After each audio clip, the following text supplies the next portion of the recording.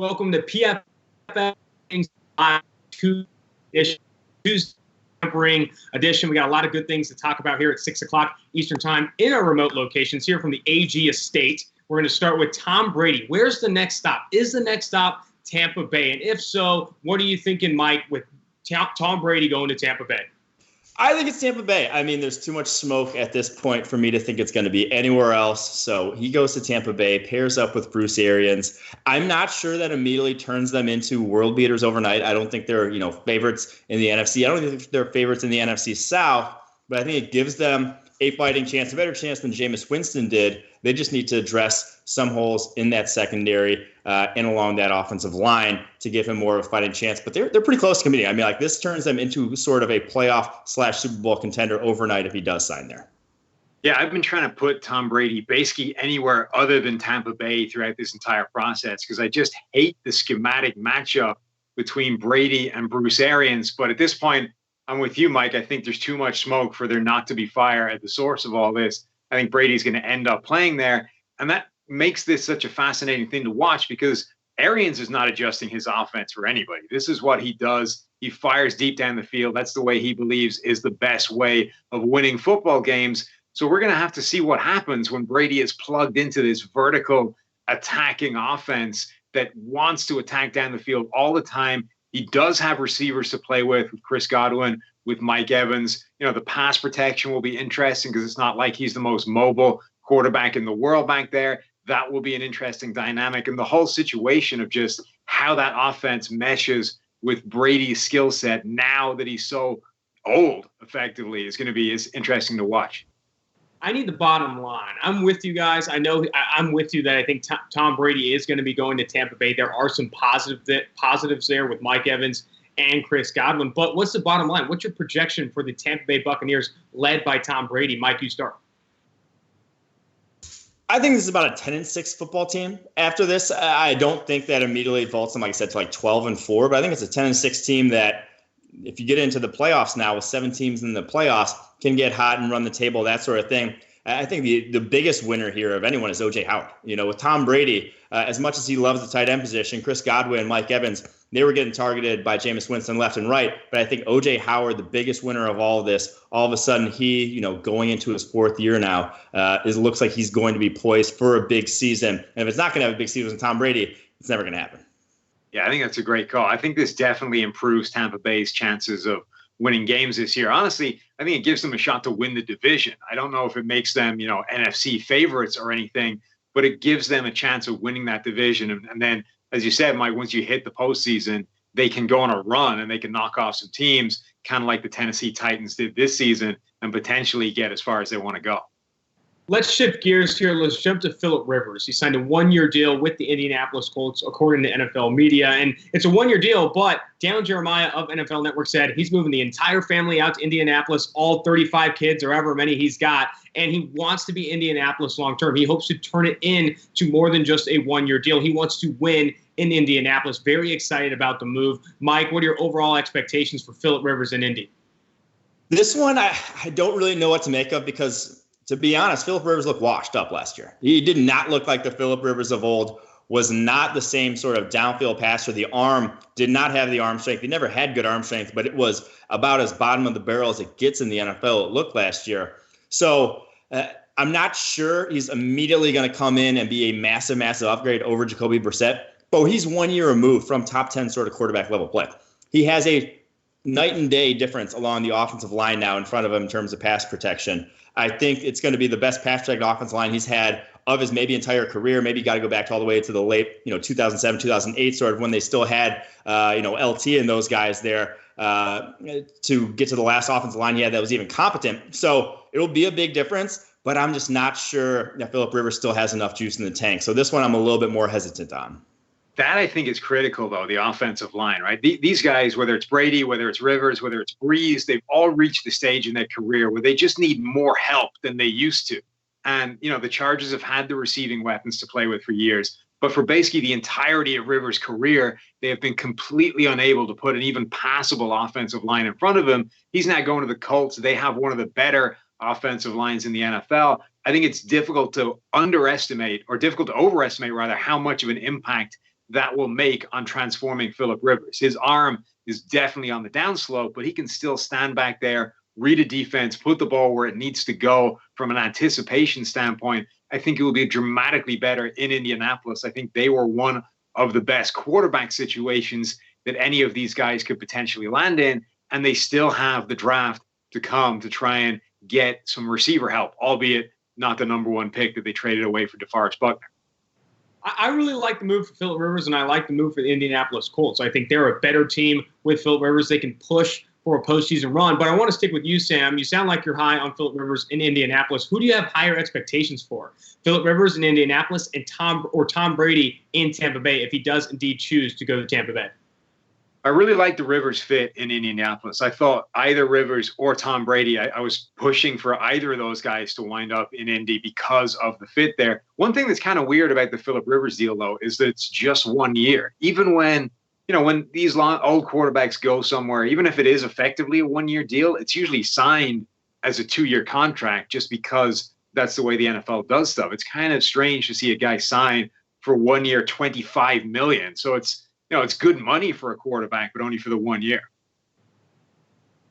The concern I have, with the decision is T.Y. Hilton, yes, good receiver, a little bit older, but outside of him, there aren't a ton of skill players in Indianapolis that gets you excited. I think he had that with Keenan Allen and Mike Williams in Los Angeles. I'm interested to see how Phillip Rivers reacts. Yes, it's a better offensive line, but are the skill players good enough for them to really push for a playoff spot in the AFC? Let's jump to Teddy Bridgewater, signing a big deal with the Carolina Panthers. This is a wild move. I know, Mike, we've talked about it a little bit off air, but Teddy Bridgewater to the Carolina Panthers, this is a crazy move because they're up and down. Are they rebuilding? Are they trying to win now? It's hard to say.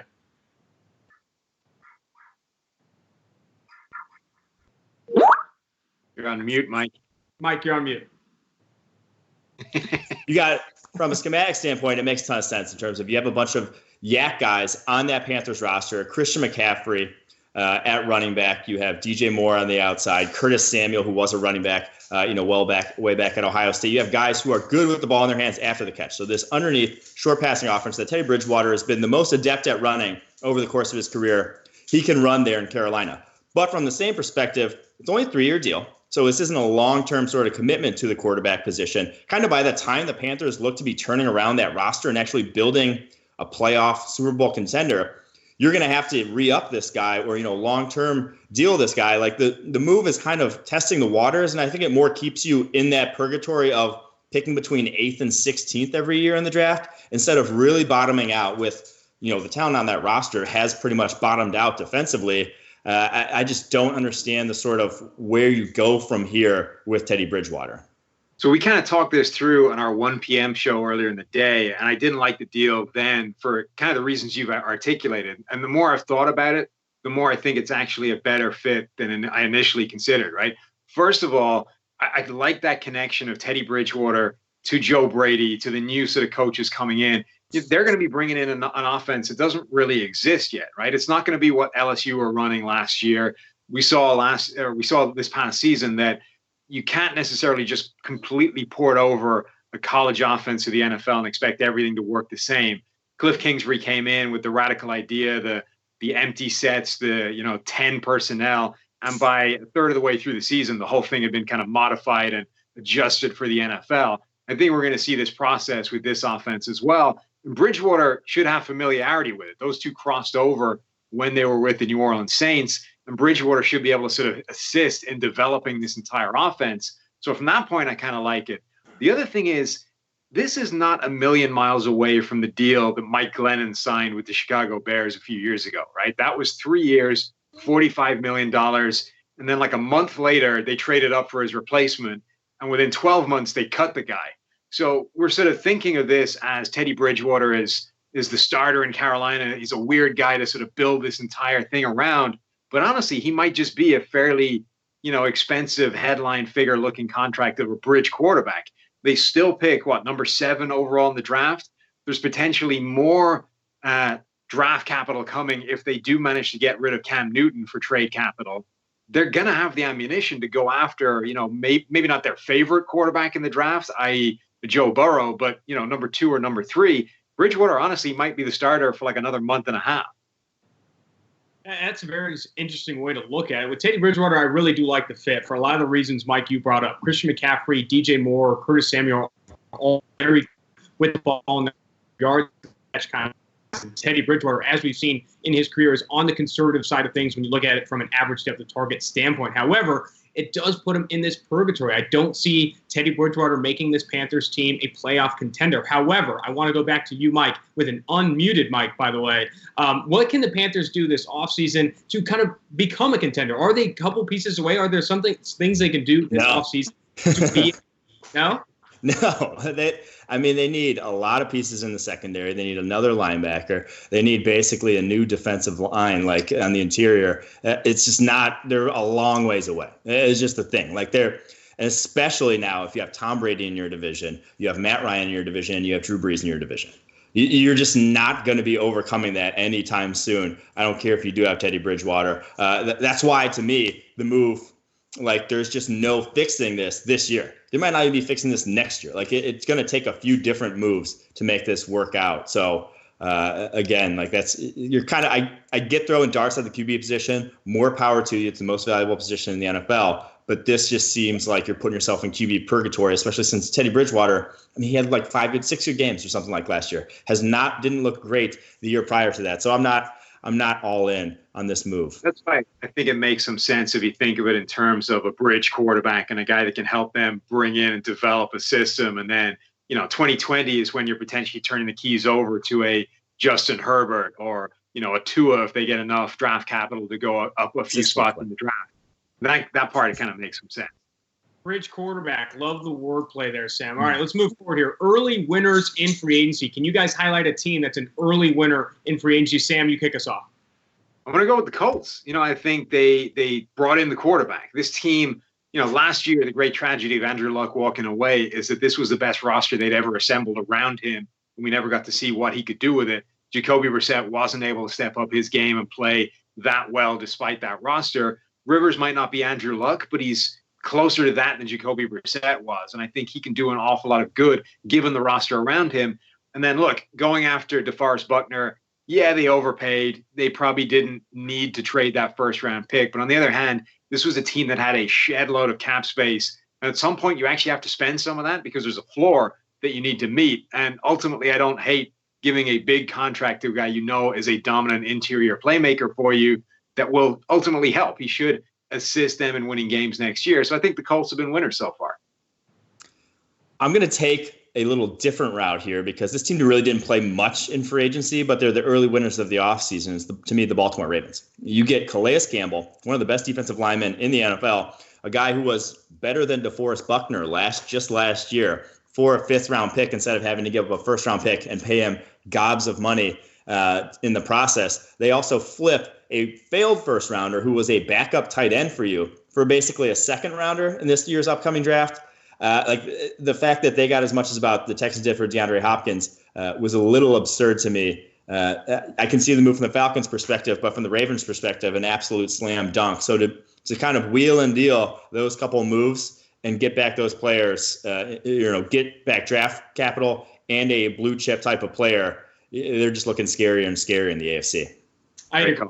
The Ravens are an obvious winner right now. I'm going to go with the Las Vegas Raiders as a winner. I think signing Corey Littleton for the deal that they did there and Nick Kwiatkowski at linebacker fills a huge need for them and doesn't force them to draft an off-ball linebacker at number 12 or number 19 in the first round. That is huge. Forcing yourself to draft need in the first round is never good. Filling that need and I don't think they overpaid for Littleton or Kwiatkowski. I think they filled the need with the right amount of money. I also know they're bringing in Malik Collins from the Dallas Cowboys. Haven't seen the details for that contract yet. But if it's a good one on the cheaper side of things, a flyer on him, he's another player that's flashed in bursts, an inconsistent player. But if you can get consistent play out of him, turns 25 years old this upcoming month, I think that's another good signing. Don't love Jason Witten, don't love Jeff Heath, but they signed him to lower deals. I'm not super worried about it. I think Jason Witten can build that chemistry with Gruden. They can get back in the booth here pretty soon.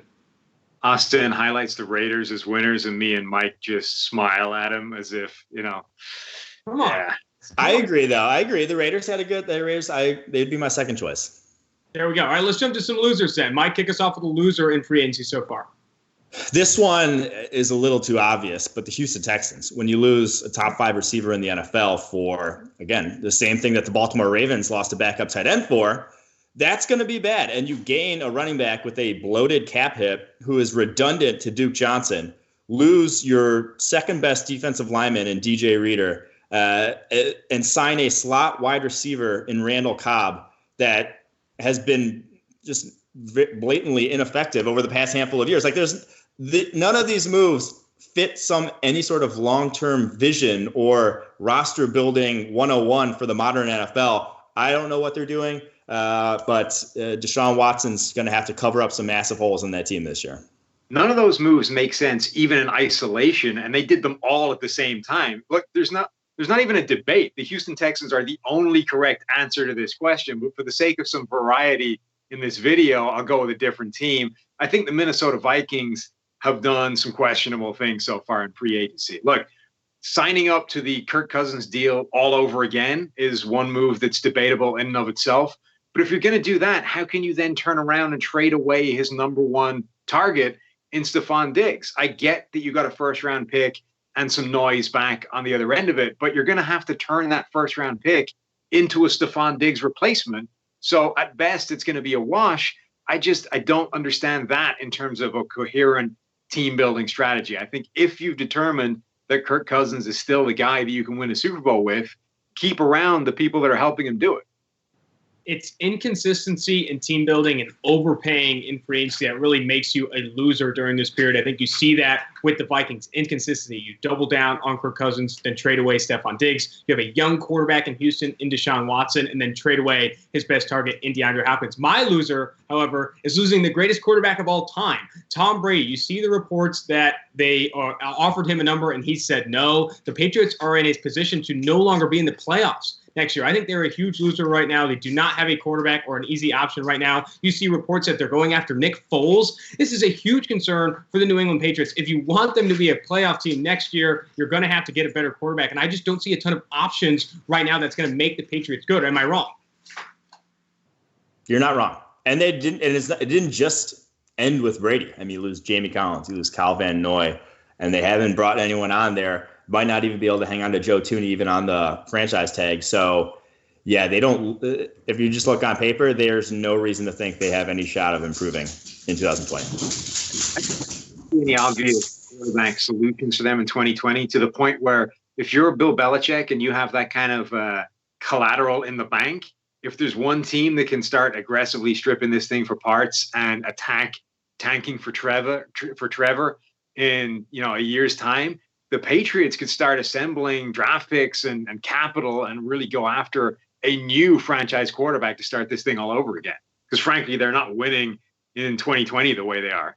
That's the only move that I think makes sense for the New England Patriots right now. It's to completely abandon ship and tank for Trevor Lawrence. Don't go after Nick Foles. Maybe don't go after Andy Dalton. Tank for Trevor Lawrence and do that. That's going to do it for NFL Free Agency, this Tuesday edition on the tampering period. Make sure you're following at PFF as we continue to do these live. This has been Austin Gale, Mike Renner, Sam Monson from PFF.